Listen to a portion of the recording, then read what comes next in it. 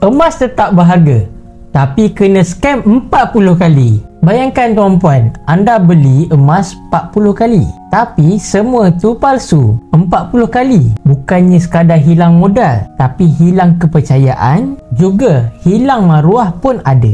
Scam emas palsu bukannya benda baru tuan-puan, tapi kenapa makin ramai yang kena? Sebabnya tuan-puan, emas adalah hot item di dunia.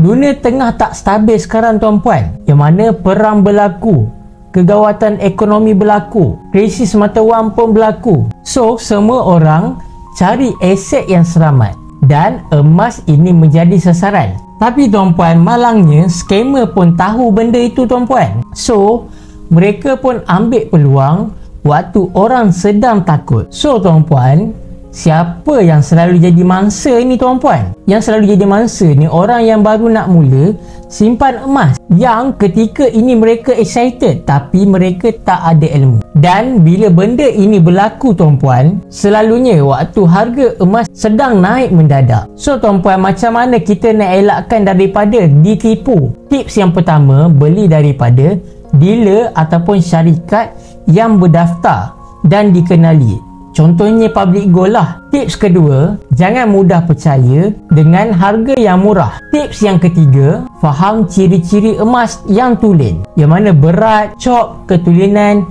dan resit yang sah. Emas bukan sekadar barang tuan-puan, tapi ia pelaburan. Dan pelaburan tanpa ilmu ini tuan-puan akan cari naas. Nak saya kongsi lebih banyak tips dan panduan? Sila follow saya terlebih dahulu dan kita belajar sama-sama.